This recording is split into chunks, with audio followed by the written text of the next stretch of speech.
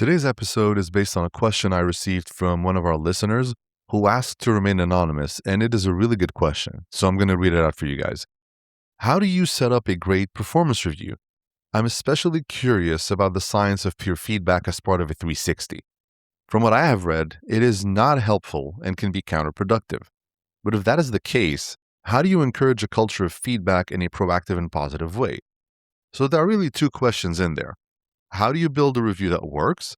And what do you do about peer feedback if peer feedback is broken? Here's where I want to start. I have built and rebuilt performance systems for around 50 startups.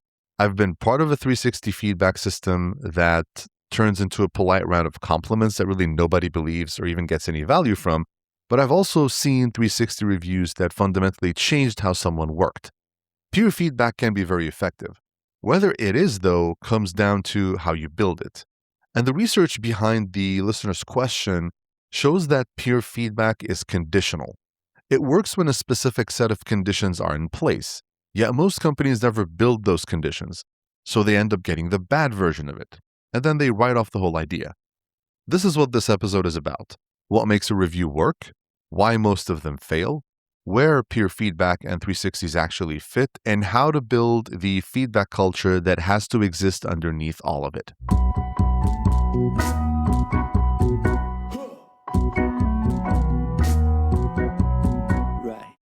Welcome back to a new episode of the Organized Chaos Podcast.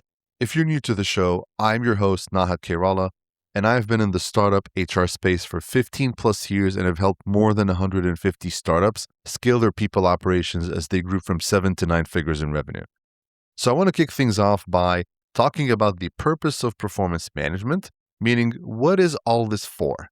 Most companies start with the review template. They download some template, they tweak it to their liking, then they roll it out. That's the wrong place to start. Performance management exists to answer three core questions. Number one, are we hitting the goals we set as a company? Number two, are the people in their roles contributing to these goals?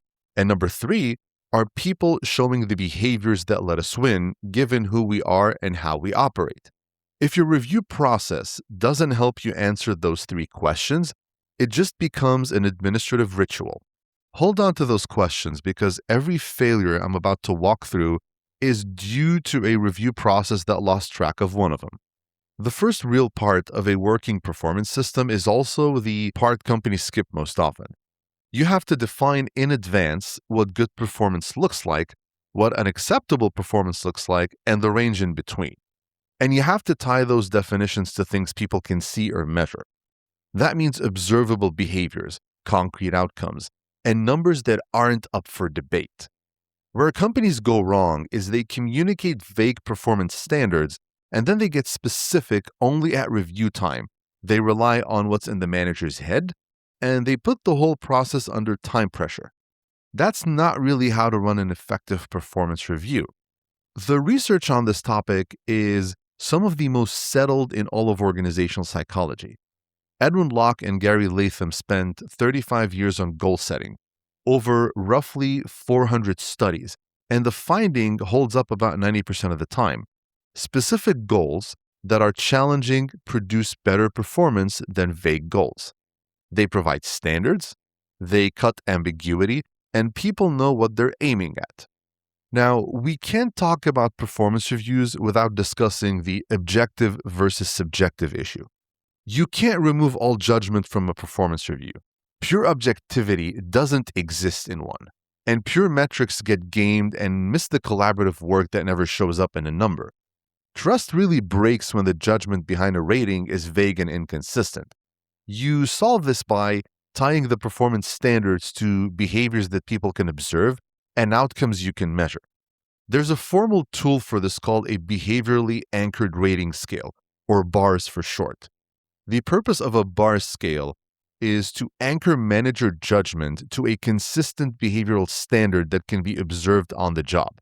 Let's take a customer support rep position as an example here. The ineffective version of a rating is something like a 1 to 5 scale next to a word like responsiveness, where a 3 from one manager and a 4 from another don't mean the same thing. and the rep has no idea what their rating means and what it would take to move to the next level. The bars version anchors the rating in behavior.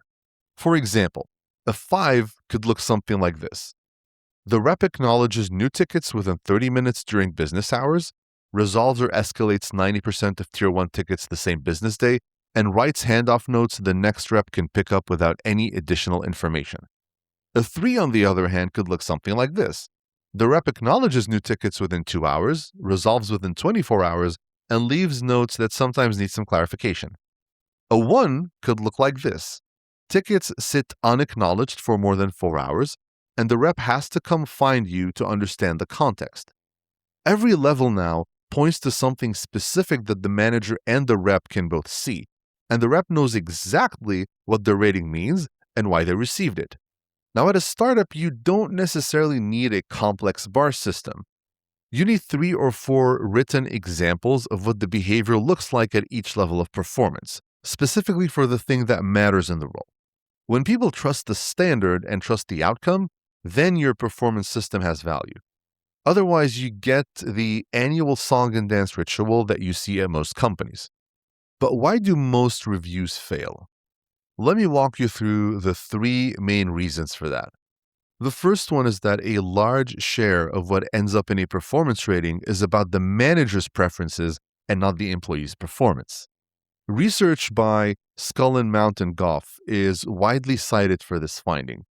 If you took the same employee and had 10 different managers rate them, you're going to get 10 different scores, and well over half of the gap between those scores would come from the manager's own subjective preferences, not from the employee's actual performance.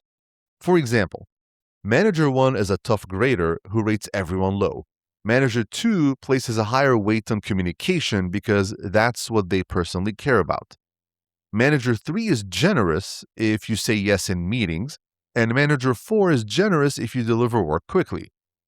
In short, the review score is telling you more about what the manager values rather than about the employee's impact. The second reason is related to recency. Without a written record across the whole period, a manager remembers mostly the last few weeks very clearly and the first 9 months barely at all. The review is skewed before the process even starts. This is an area where I think AI is going to have the biggest positive impact on reviews, because humans are incapable of recalling detailed events over several months. So I think that having a tool that can compile all the relevant data across a review period and just present to reviewers in a digestible format will really eliminate this problem over time. The third issue is assuming that any feedback is helpful. 2 researchers, Avraham Kluger and Angelo Denisi, looked at the results of more than 600 studies on feedback, and they covered more than 23,000 people in total. They found that feedback helped on average, but more than a third of the time, it made performance worse. When you look deeper, it turns out that feedback about the work tends to help, but feedback about the person, things related to one's ego or personality, actually tend to backfire. According to a study by Gallup, only 14% of employees strongly agree that their performance reviews inspire them to improve. That means that the other 86% are just going through the motions and they do not trust that there's any benefit to the review process. Adobe is an example that I like to point every founder or HR professional in startups to. Before 2012, Adobe was spending more than 80,000 hours a year of manager time on annual reviews. They scrapped the annual review for lighter, more frequent check-ins, and they reported voluntary turnover dropped by about 30%. Every failure I just listed comes from the same place: a missing feedback culture. You can't bolt a review system onto a company that has no feedback culture underneath it. The culture comes first, or else no performance management system will work as intended. And culture starts with leadership. Specifically, it starts with leaders holding themselves to the same standards that they hold everyone else to. Amy Edmondson's research on psychological safety explains how all this connects together.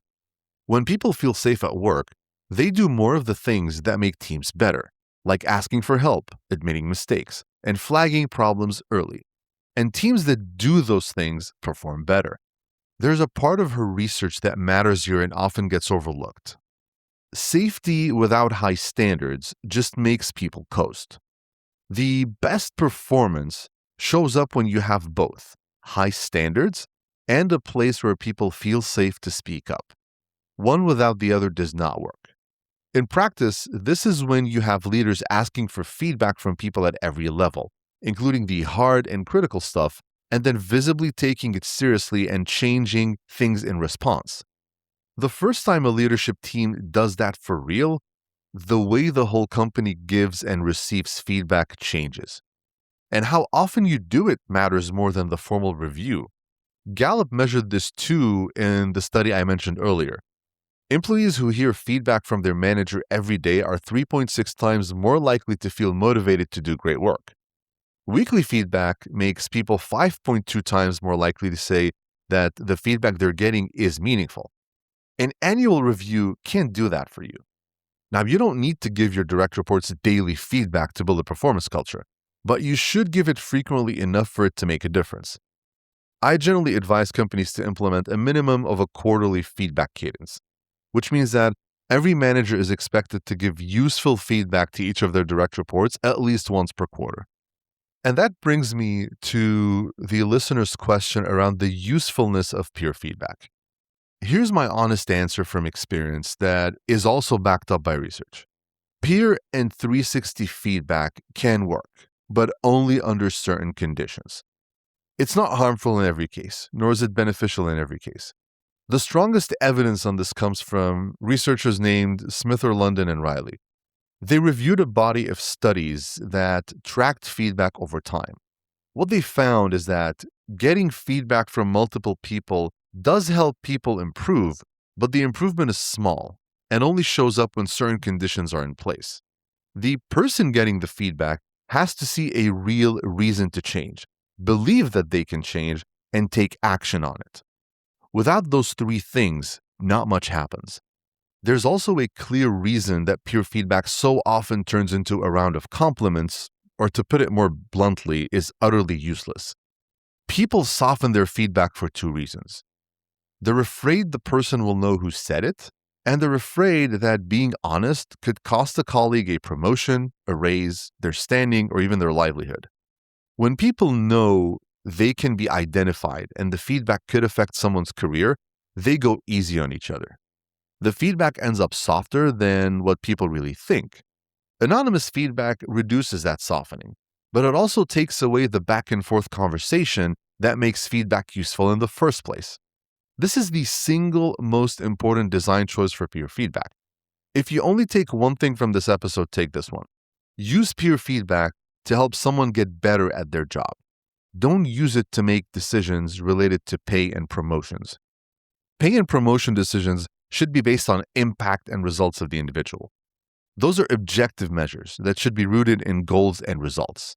Fluffy peer feedback shows up when development feedback and pay decisions run through the same process.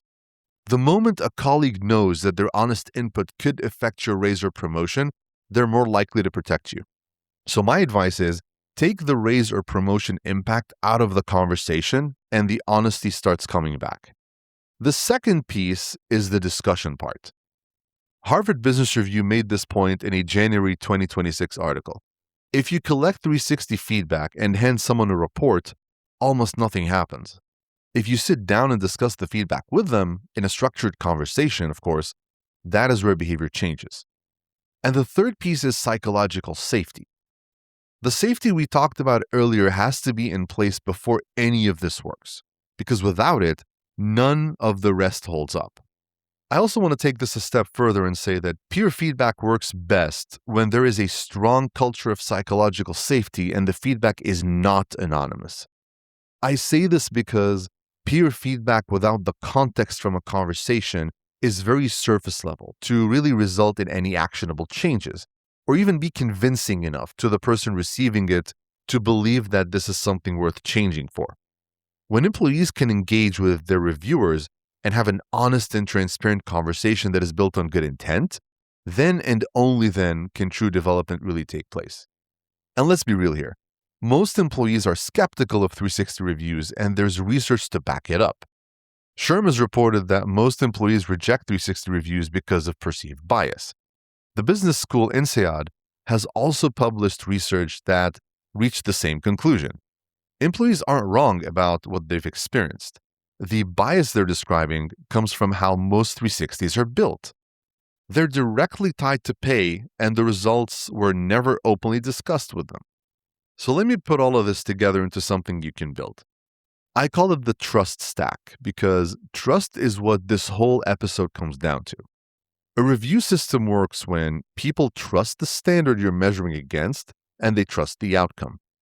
The trust stack has 4 parts, and you need to build them in order. Part 1 is the feedback culture. Leaders have to give and ask for feedback themselves, including the critical stuff, before anyone else will.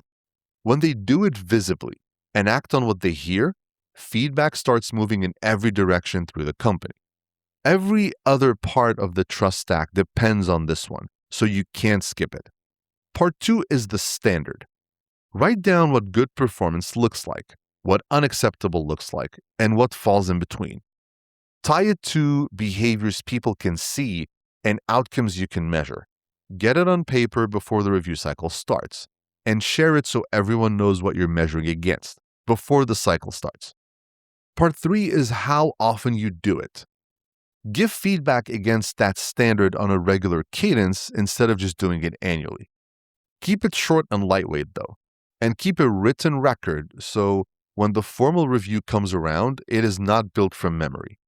And part 4 is peer input, and this one comes last. You only add it once the first 3 parts are working properly. When you do add it though, follow the guidelines I talked about earlier. Keep development separate from pay, and formalize the discussion requirement that makes the feedback useful and actionable. So to wrap things up, the question to sit with is whether you've built the conditions to make peer feedback work in your company. Most companies don't build them. That is why most peer feedback actually disappoints. Here's what to do this week. Pick one role on your team. Write down what good performance in that role looks like and focus on behaviors that you can see. Be very specific. Describe what you'd see someone doing if you watch them work.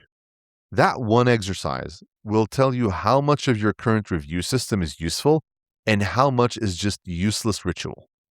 If you want help building any of this, the performance systems work that I do inside an HR sprint is exactly that.